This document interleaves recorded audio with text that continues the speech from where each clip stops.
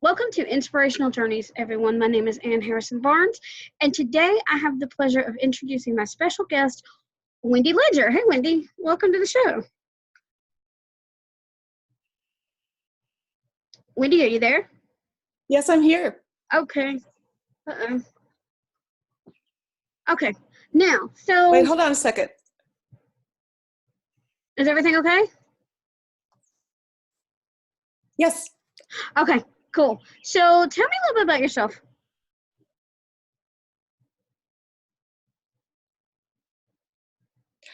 So I live in Sonora, California, in Northern California, kind of among the trees out here. I'm married. I have 3 cats, and I've written 3 novels. Wow. That's why you have you do the cats. Exactly. Yeah, which we're going to get into in a minute. So tell me what inspired you to become a writer?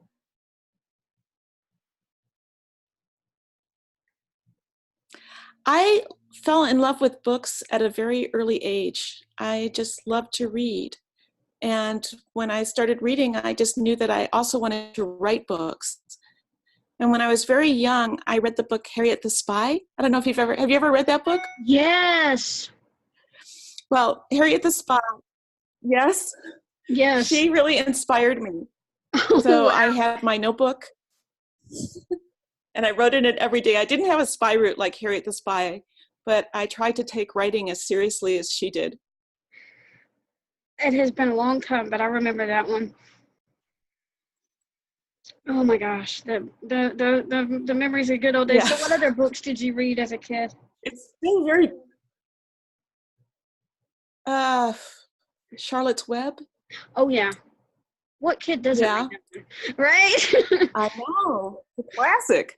I know, right? The Little Princess. Did you ever read that one? I don't remember that one.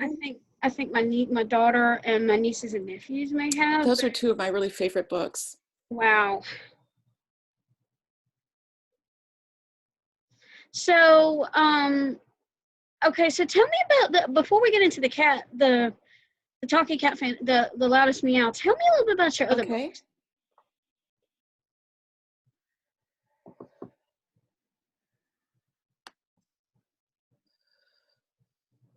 Are you there? Yes. Okay. I'm having a little bit of trouble. Can you hear me clearly? There's sometimes when it... Okay, good. So tell me a little bit about the other 2 books that you read before this one. Oh, A Little Princess in the Secret Garden. They're both written by Frances Hodgson Burnett. And right. they're both written about young girls. Right. I read The Secret Garden. I may have read The Little Princess. And I think they both really inspired me because they talk about the power of imagination and the power of creativity and how that can just change your life seemingly by magic, but it's actually through kind of a change of attitude. Right. So tell me about the other books that you've written aside from The Loudest Meow. Okay. So I've written 2 other coming of age stories. The first was Joy Returns, and that one is about music and grief.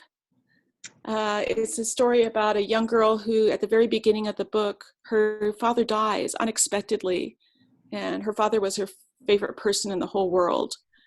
And so in her grief, in this little girl's grief, she was an only child, she discovered music, and specifically the piano, and that changed her life. And in Kate and the Horses, Kate is a girl who has difficulty making friends. She seems to have a talent for saying the wrong things at the wrong time. And through her connection with horses, she learns how to make connections with people. Wow. Now I'm gonna have to get these two books because I definitely want to read these now, especially the one about music because I love music and that is definitely a source of healing because I've been through some tough times in my life and it got me through. So now I'm telling you, I have discovered recently my love of fantasy. And guys, you have got to go get The Loudest Meow, the Talking Cat Fantasy. Yes. That one of her oh gosh, I can't remember the series. I was looking at it earlier, but the first book of her cat fantasy series. And I can't remember the name of the series right off the top of my head. But anyway, you've got to go get that one. It's the Cats of the Afterlife. Yeah. Right, Cats of the Afterlife, right. I don't know why my brain just went I know. inspired this book.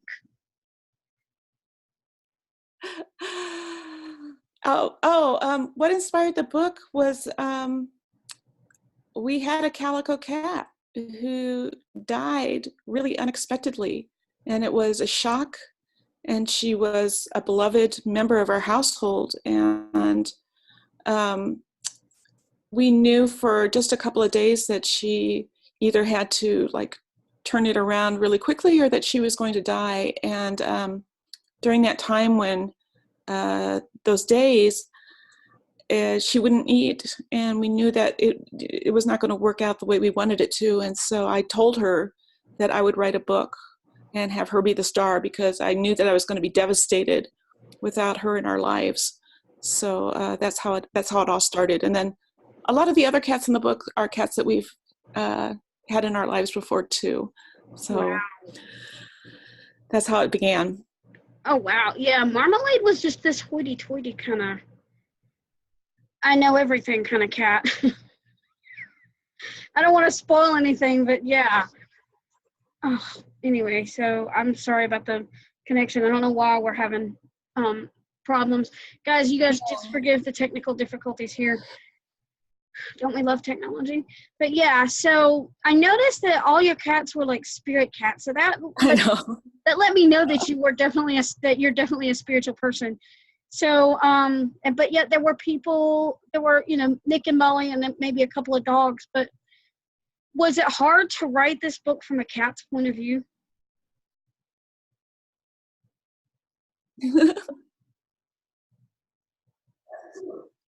Oh, and I think that for me, when I was growing up, I always have felt connected to animals. They've always given me enormous comfort and solace, and I've always felt that we were, just two souls communing on earth.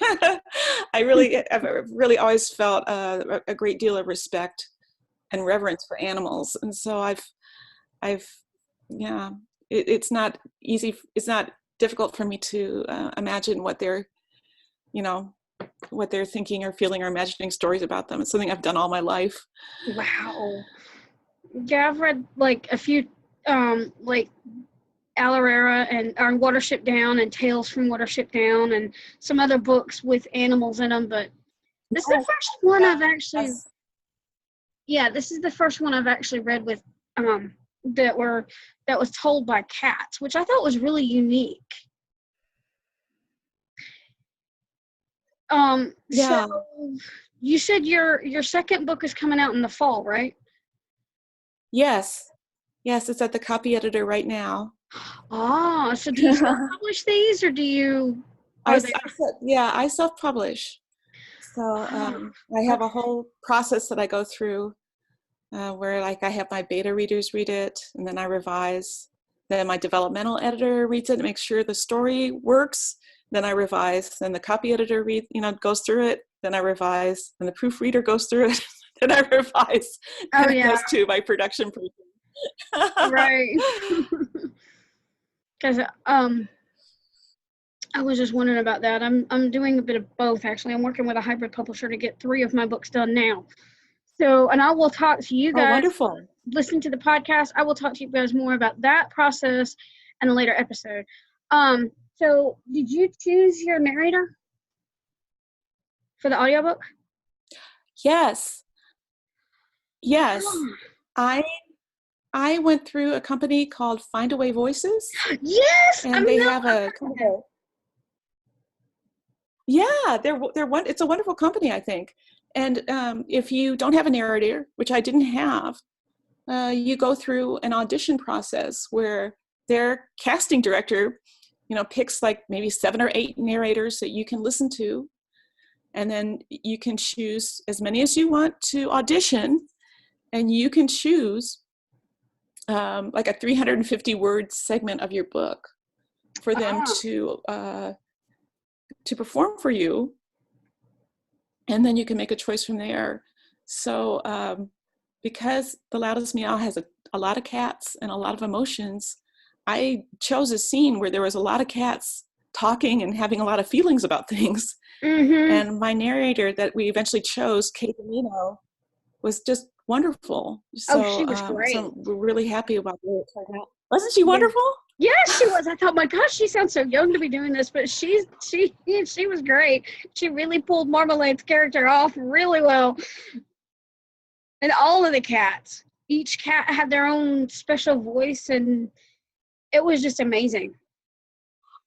I love audio. Yes. Are your other 2 books in audio? Oh, I'm really glad you enjoyed it too. I love it. Me too. Are the other 2 books in audio? Not yet. I hope to Oh, save my pennies and get that to happen, but not okay. yet. Yeah. Okay. When you went through Findaway Voices, did you go through did you go through either Drafted Digital or Smashwords for that, or did you go straight to them? And because I know they have a setup fee if you're not going through either one of those.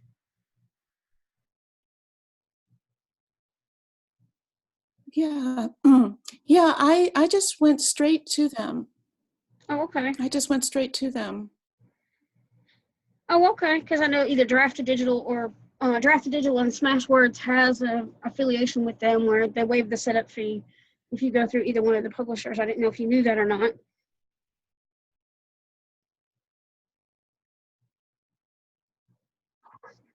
Oh, oh, that's nice. Yeah.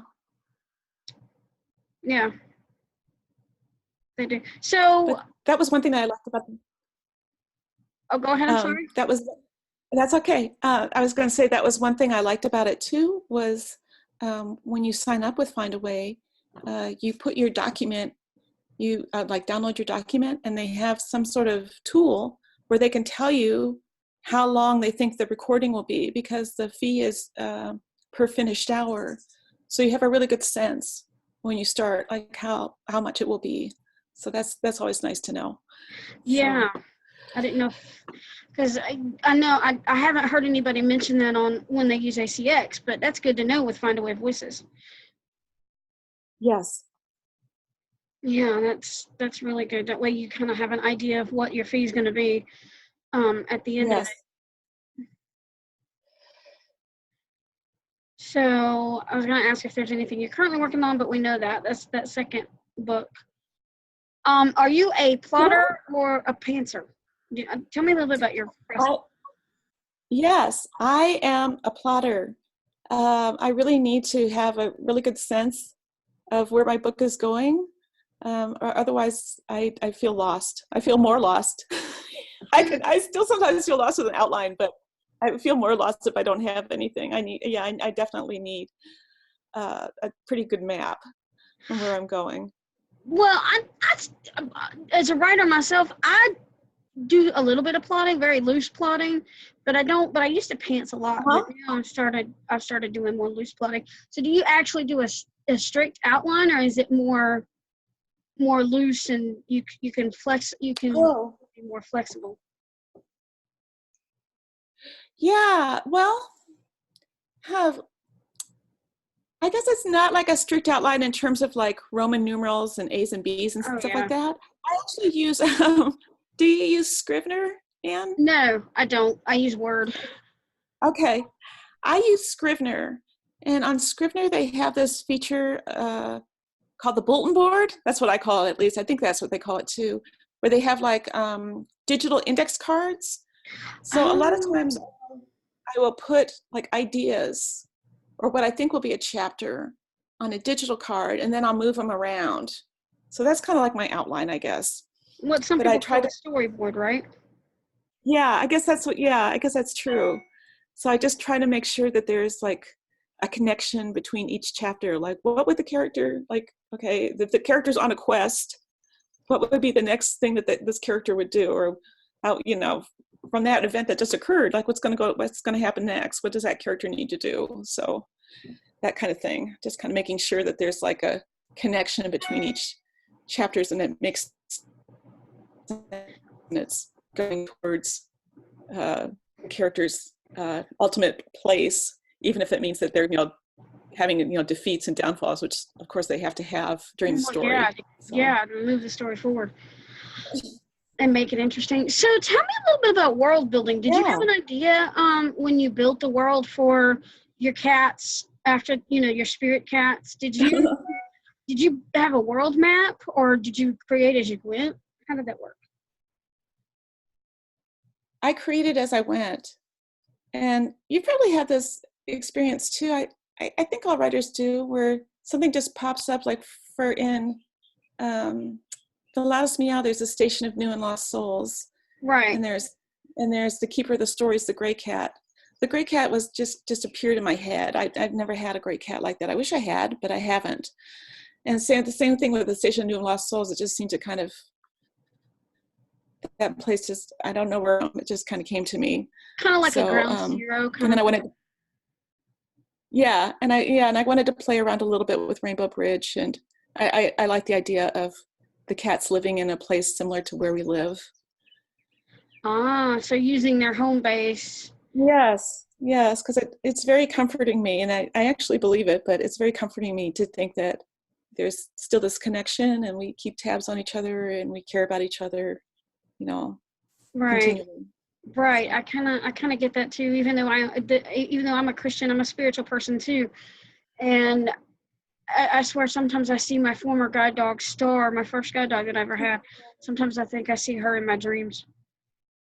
Oh yeah, I do that too. Wow. Yeah, I do. Because I've had dreams constantly about having a guide dog, and I can't figure out why. And then my fantasy that I'm working on, I'm still in the first draft of it, but I'm on to other things first.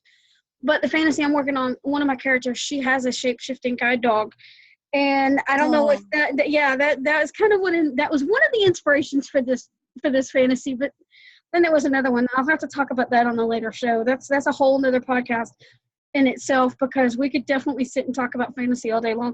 But I wonder, do you get inspired by dreams too? Yes. Here's kind of a funny story, but when I was going to write Kate and the Horses, I had a dream where I felt like I dreamed a whole book. It was an adult book, and I felt like I knew the chapters, I knew everything. It was super detailed. And I woke up in the middle of the night and I thought, maybe I should write this down. And then I thought, oh no, I'll remember it. So then I went back to bed, and I woke up the next day and I couldn't remember any of it. The only thing I could remember was that it was about horses. And the thing I felt was like, oh, I can't believe it. And then I thought, no, I made this vow to myself that I would not be critical of my creative process. I would not get down on myself about things, about that.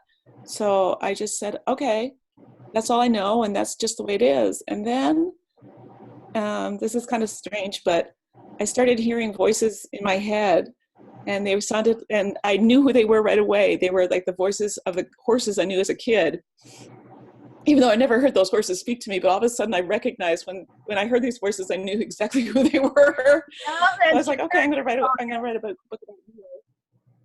Yes. So I wrote a book about the horses. I understand that. As a kid. I understand that completely. Trust me. Yes, and sometimes when you're writing it, and have you ever had this? And of course, you know, from one writer to another, have you ever had this where your character, will actually you feel like the character's leading you on their journey, and you're just following right behind, Oh, and you have to sit down and write it? Because that happens to me. oh, let me tell you. For Joy Returns, this character appeared to me, or I heard this character, and it was this really bossy grandmother, and she says, "I'm going to be in the story." I'm like, "You're not in the story. I don't know you. I don't want you in my story." She's like, "I want to be in the story, and I want to be in the first chapter, and I want to make a really dramatic entrance." And I was just like, "No." And she kept on bugging me. And so finally I was just like, "Okay, I'll put you in the draft." I'm thinking to myself, I will write her out immediately. But she ended Mm-hmm. up being a really important character. She got in the first chapter, she got everything she wanted. And I was happy to do it because I really grew to love this character. So yes, that Mm-hmm. is definitely. And I haven't asked any authors this before, but do you have a special place that you go to brainstorm? Like for me, it's out on the front porch. Oh, nice. You know, I like to take walks, oftentimes on walks. We have a nice, and I'm feeling a little sad about this right now because we are going to need to move from our home. But right now, where we live, right across the street, there's a really nice trail. And there's beautiful trees, all different kinds. And I love to walk there, and I often have ideas there. But yeah, it's interesting for me. Do you have this feeling that they just seem to sometimes just pop up? Like I don't go like, I need to figure this out.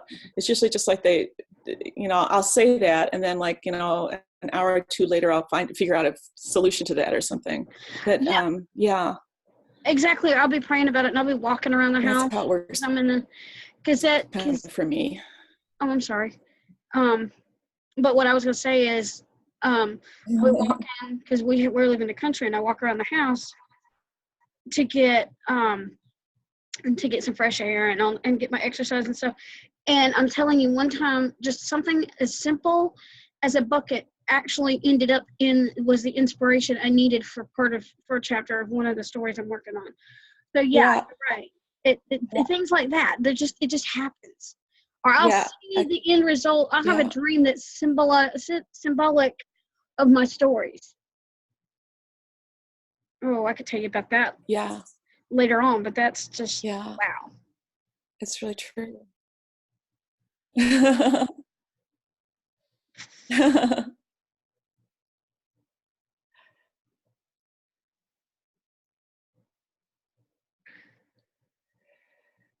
Okay, so now that we talked a little bit about world building, I've got a big question to ask you before we end the interview. So, Okay. if you could have a conversation with or be educated by anyone in the world, past or present, who would it be and why? I would pick J.K. Rowling because I loved Harry Potter. I loved the Harry Potter series so much, and it was such a huge achievement. And just the organization beyond it, and how she figured everything out and did everything. I would just really love to talk with her about how she did it. Wow, I've heard other people say that on other podcasts too, but I don't think anybody else has told me that. Maybe they have, but I have to go back and look. But that would be really cool. Yeah, because I love Yeah. books too. It'd be really fun. Yeah. So, where can people find you online? I have a website, wendyledgerauthor.com. Okay. I'm on Twitter, where you and I met, Wendy L. Yep. Books. And I have an Instagram at Wendy L. Author. At Wendy Ledger Author. Right. Yeah, I'll put all that in the show notes. And I do appreciate you sending me your writing resources. I've listened to the Story Grid podcast, but some of it I found some of it to me was just not, I don't know, it was more distraction. And plus I had to cut back on some podcasts I was listening to for the sake of time. But I wonder, Okay, yeah. I wonder if Tim Grahl ever got his debut novel published yet. Yeah, that's really funny because that podcast was really important to me at a certain point in my writer's life. I learned a lot about genre and then I kind of felt like I had a sense of it, and I kind of moved on. So I don't know if Tim ever finished his book or not. I don't know. But Yeah. but it was very important. I felt that it was important. And also, I would like to say that I bought the Story Grid book, and it wasn't for me. And I think that is such an important thing for writers to think about, is what's the best way that they learn. Not everything is for everyone. Like for me, the Story Grid book, I'm not a visual person, I'm an auditory person. So the graphs and the lines and all that kind of stuff it just overwhelmed me. But I could listen to Sean Coyne's ideas through audio and get a lot out of it. So it's something to really think about, I think, as writers. What is the best way that you learn, and who are your best teachers? Because Right. you need a certain style, a certain kind of personality, a certain way that it's expressed that makes sense to you. Yeah. Right. They were talking about the spreadsheet, and one time Sean was talking Tim through the spreadsheet, and I'm going, that would be way too confusing for me. I know. I recently, when I was writing The Sharpest Claw, which is the second book, when I was writing my draft, I had like 2 novels in one book, but I didn't know it. I had to have my readers and my developmental editor help me figure that out. So when I was starting to get feedback that it was like that, I was like, oh, this is going to be huge. But I read this book, Save the Cat Writes a Novel, and that was a really good book for me. But, actually, I listened to it. I put it on audio, and I took notes. And that was a really good learn. But she gives a lot of examples from different genres and different kinds of books on what she's talking about. And that seemed really helpful to me. I think that's a book that I'm going to go back to over and over again. Yeah, and Mer Lafferty, if you've ever listened to the I Should Be Writing podcast, she also talks about that one. She also recommends that one. Okay. Do you like that podcast? Yeah, I like that one. Ditch Digger, the language was a bit too much for me. And plus, sometimes they would talk about the business of writing, but then there were times it was kind of funny because Matt Wallace would talk about, this has nothing to do with anything. For a few minutes, he'd get into that. It was kind of funny.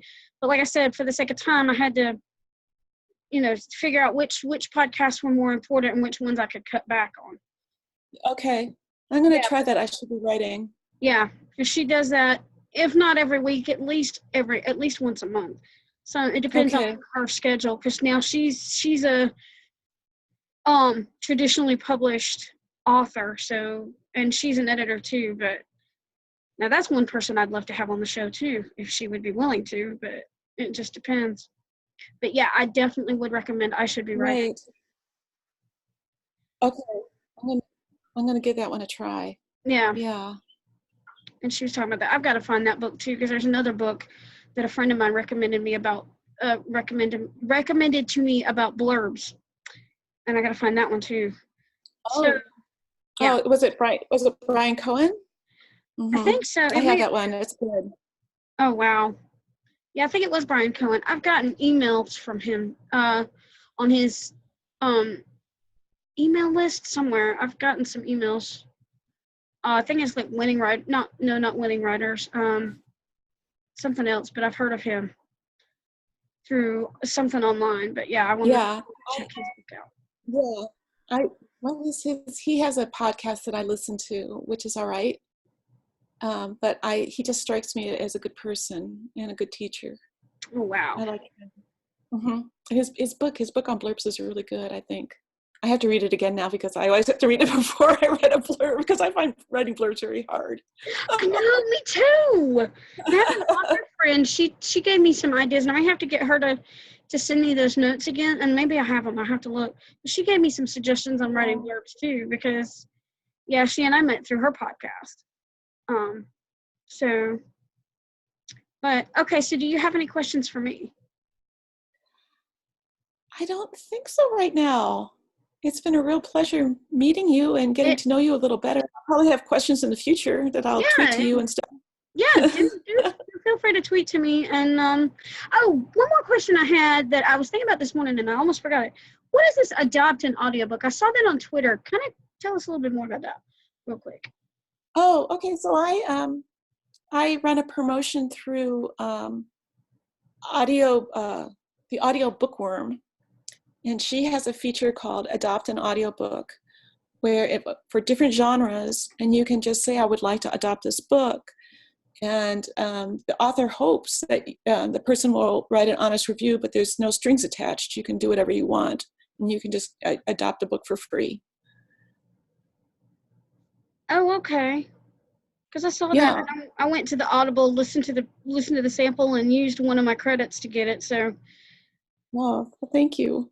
yep. Yeah. And I saw a few others I was going to look into, but I'm like, nah, this is the one that I saw the tweet from. So I'm looking at, and then I listened to the sample. I'm like, oh yes, I like this because I love a good fantasy. And it was not really long. It was really short. Yeah, it's not that long. Right. And is this book like for adult audiences, or can kids read it and get something out of it, or is it a little too complex for what age ranges?